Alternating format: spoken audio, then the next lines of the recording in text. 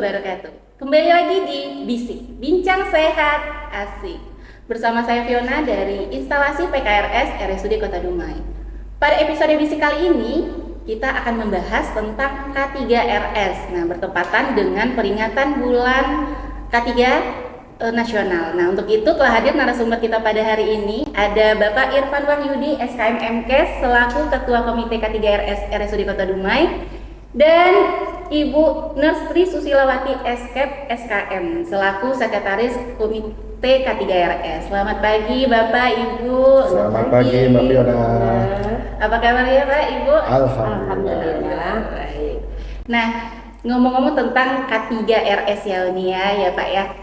Dan mungkin sebagai informasi ya, Bu Susi ini kalau di RSUD kita manggilnya Uni Susi. Jadi biar kita lebih akrab, kita tetap panggilnya Uni Susi ya Uni. Yes. Oke, nah Pak, istilah K3 memang sudah tidak asing ya, kita dengar, sering kita mendengar di mana-mana K3. Namun mungkin masih ada yang belum terlalu paham sama K3 Pak. Boleh dijelasin nggak Pak, apa itu K3 Pak? Oke, makasih Mbak Fiona. Sebenarnya K3 itu ada 3 kata, yaitu kesehatan dan keselamatan kerja. Jadi K3 itu harus dimiliki oleh semua perusahaan, instansi yang ada di pemerintah, baik itu swasta. Jadi K3 itu sebenarnya bagaimana upaya kita memenuhi keselamatan dan kesehatan agar semua yang ada di lingkungan pekerjaan tersebut itu teraman dari selamat dan sehat dalam melaksanakan produktivitas kerja. Itu Pak. Itu kan K3-nya secara umum ya Pak ya. Kalau misalnya K3RS itu apa lagi? K3RS berarti K3 itu berada di lingkup rumah sakit. Jadi K3RS itu harus terdiri atau terdapat di rumah sakit gitu. Jadi K3RS itu keselamatan kesehatan kerja di rumah sakit umum. Oke.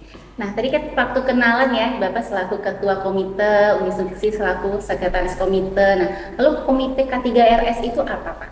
Kalau kita bicara komite itu adalah sekumpulan dari orang. Jadi kita berbicara saat ini adalah Komite K3RS. Jadi rumah sakit ini terdiri dari berbagai disiplin ilmu, terdiri dari berbagai ruangan yang sangat luas sekali, sangat banyak sekali. Jadi bagaimana Komite K3 itu berkumpul di dalam suatu wadah itu yang dinamakan komite. Jadi dia masing-masing mewakili dari unit-unitnya. Contohnya dari unit farmasi. Bagaimana nanti mereka membuat SOP-nya, penanganan limbah B3-nya itu, penggunaan B3 bahan beracun berbahaya, dan selanjutnya dari sarana prasarana bagaimana mereka menggunakan membuat SOP terkait dengan penggunaan genset, pembuangan limbah dan lainnya gitu. Itu makanya kita berkumpul jadi suatu wadah itu komite. Jadi disiplin ilmu yang mewakili semua unit sehingga bisa, karena kalau dikerjakan satu orang komite rumah sakit ini nggak terkejar Mbak Fiona. Makanya kita panggil semua mewakili dari unit-unit untuk bersama-sama kita membuat komitmen, membuat prosedur kerja, membuat standarnya seperti apa gitu. Oke, itu berarti Komite K3RS ya Pak ya. Oke, terima kasih Pak. Selanjutnya pengen nanya sama Uni nih. Istilah K3 tadi udah dijelasin sama Pak Irfan, terus juga Komite K3 udah jelasin. Nah, lalu kenapa K3RS ini harus ada di rumah sakit Uni? Oke, terima kasih Mbak Fiona. Sesuai dengan Permenkes nomor 66 tahun 2016, itu K3RS itu memang wajib ada di rumah sakit. Dan itu juga sesuai dengan aturan dari akreditasinya rumah sakit. Jadi seandainya K3RS tidak ada di rumah sakit, tentu saja program-program dari K3RS tidak akan berjalan. Seperti nanti jika terjadi kecelakaan akibat kerja atau penyakit akibat kerja, itu yang akan menginvestigasinya tentu Komite K3RS. Nah, kalau Komite K3RS tidak ada, tentu itu tidak akan terkawal. Kasihan dengan SDM-nya rumah sakit, seandainya ada kecelakaan kerja, itu tidak akan terkawal untuk pengobatannya. Oke, artinya memang K3RS ini penting untuk ada di rumah sakit ya Uni ya? Ya, sangat penting. Sangat penting. Nah, lalu mau nanya lagi ke Bapak. Nah, tadi lalu apa kalau di rumah sakit kita Pak, RSUD Kota Dumai, apa saja ruang lingkup dari K3RS ini Pak?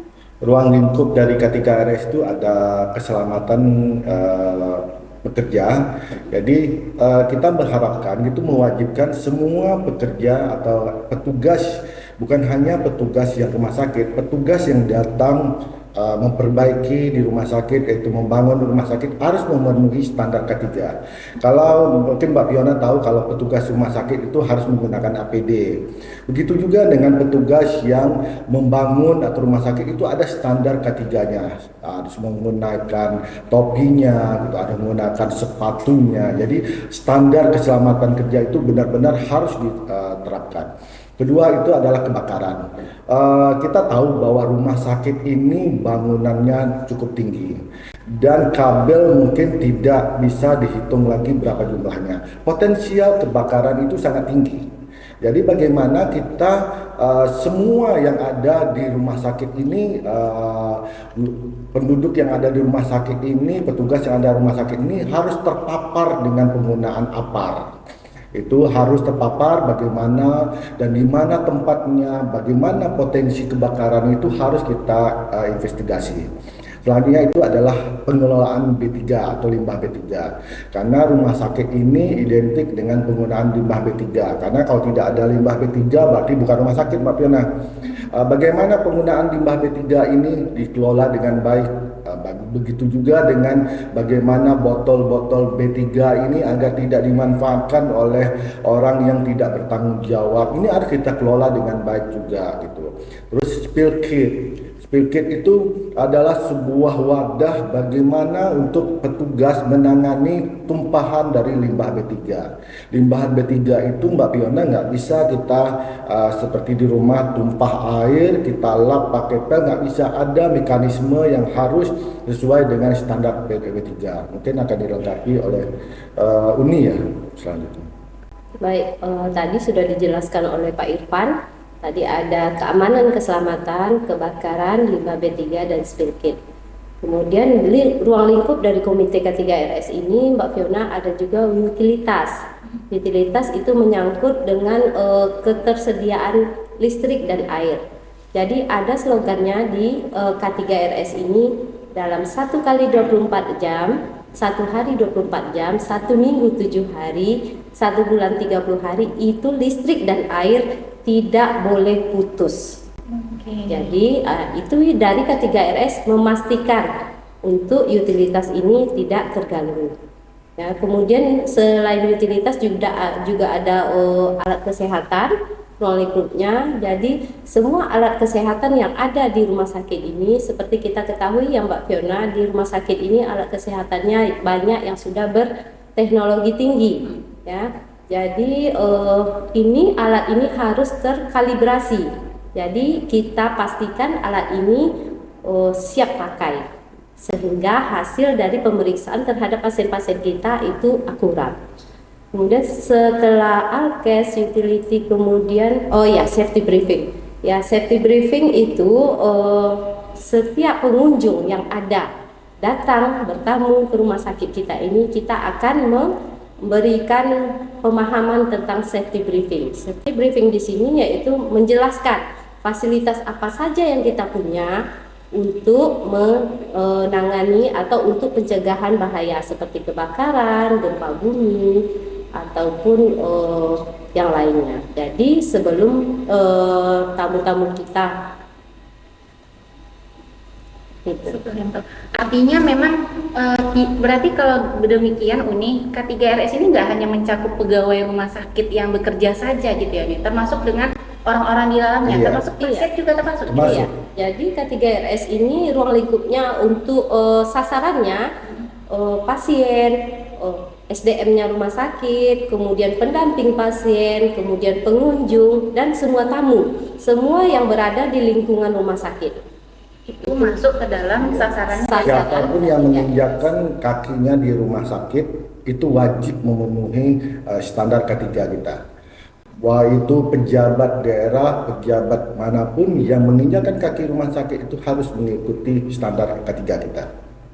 Oke, kalau ngomong standar K3 apa aja tuh Pak? Bisa dijelaskan nggak Pak? Standar K3-nya seperti apa Pak? Standar K3 kita tuh salah satunya itu adalah penggunaan APD untuk petugas yang di tempat-tempat berisiko seperti radiologi, itu ada menggunakan baju anti timbal, anti radiasi gitu. Itu salah satunya adalah standarnya gitu. Kedua itu semua karyawan kita yang terutama yang terpapar dengan potensi bahaya seperti radiologi, labor, gizi, itu kita periksakan medical check up-nya setiap 6 bulan sekali. Jadi ketiga itu adalah penanganan akibat kerja. Contohnya jika ada petugas kita tertusuk jarum, itu kita dalam waktu sebelum 4 jam itu harus segera kita tangani, Mbak Fiona. Jadi nggak bisa menunggu besok. Kalau malam ini terjadi, malam ini juga harus segera mendapatkan penanganan khusus. Itu begitulah standar kita gitu.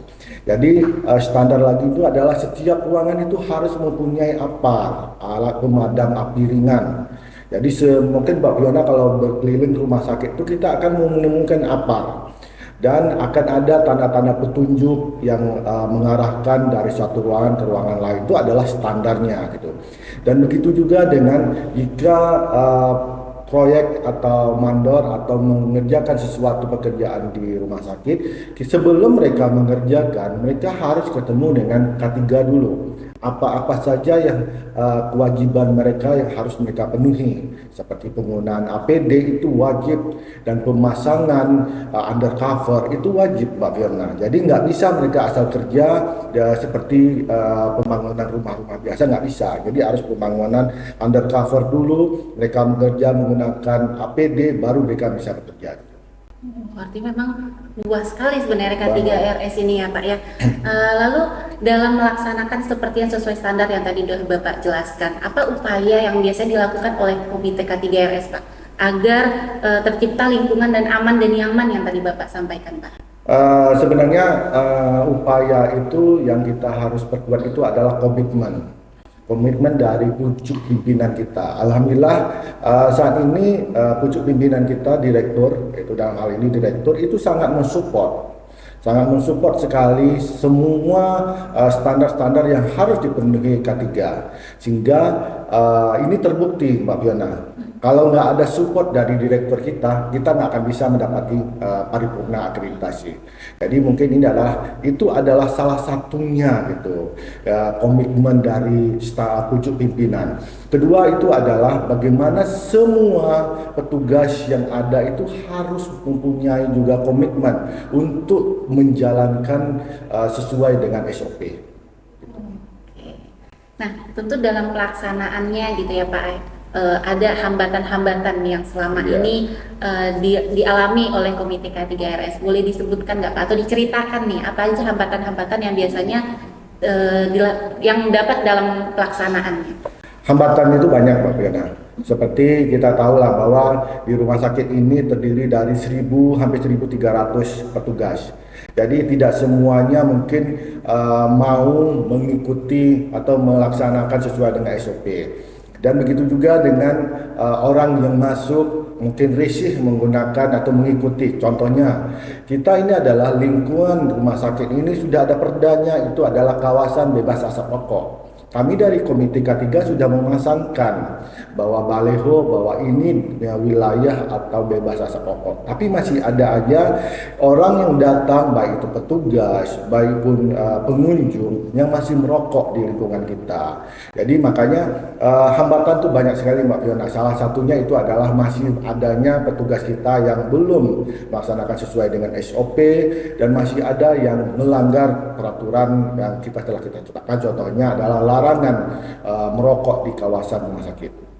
Oke, ternyata benar-benar cakupannya luas gitu ya. Tapi terakhir mau nanya nih sama Uni, dalam menjalankan Komite K3RS Uni, ada nggak hal-hal yang mungkin pengen Uni share atau yang pengen Uni ceritakan yang berbekas gitu ya, berkesan bagi Uni selama menjadi Komite K3RS ini? Mungkin terima kasih Ona. Mungkin di sini Uni hanya menghimbau kepada semua tenaga SDM-nya rumah sakit. Kita datang dari rumah ini sehat, dalam keadaan sehat dan selamat, hendaknya pulang pun kita dalam keadaan sehat dan selamat. Jadi tidak membawa oleh-oleh pulang untuk keluarga kita di rumah. Seperti apa? Seperti penyakit yang menular atau apa? Seperti itu. Jadi datang selamat, pulang pun kita selamat. Oke, lebih ke himbauan. Nah, sudah banyak tadi ya yang sudah disampaikan tentang mulai dari hambatannya juga, standarnya seperti apa. Terakhir nih Pak, mau nanya closing statement terkait dengan K3, karena kan kita lagi memperingati bulan K3 nasional. Iya. Itu dari tanggal 12 Januari sampai 12 Februari. Ada nggak Pak closing statementnya Pak? Closing statement bagi saya itu adalah sesuai dengan standar K3, itu adalah sayangi diri sendiri supaya selamat dan sehat di dalam bekerja. Oke, Uni ada closing statement lagi Uni? Sama aja. Sama aja. Baiklah, sahabat rasa, sudah banyak yang tadi disampaikan oleh Pak Irfan dan juga Uni Susi. Terima kasih atas Sama-sama, Mbak Fiona. waktunya Bapak dan Uni, dan juga terima kasih kepada para pendengar, para penonton di rumah. Baik, tanpa terasa sudah banyak informasi tadi, dan kalau misalnya masih ada pertanyaan atau ada yang ingin disampaikan, itu bisa juga hubungi kami via Instagram di PKRS RSUD Kota Dumai dan juga official RSUD Kota Dumai. Silakan di follow karena kami akan memberikan informasi-informasi kesehatan lainnya dan juga update tentang rumah sakit kami. Nah, baiklah, demikian saja ya Bapak. Terima kasih sekali lagi Sama-sama. Bapak Uni. Sama-sama. Dan saya mewakili narasumber dan juga kru yang bertugas, karena sebenarnya di balik layar itu ada banyak sekali krunya yang dari tadi udah agar men-step untuk podcast ini berjalan dengan baik. Saya akhiri. Assalamualaikum warahmatullahi wabarakatuh. Waalaikumsalam warahmatullahi wabarakatuh.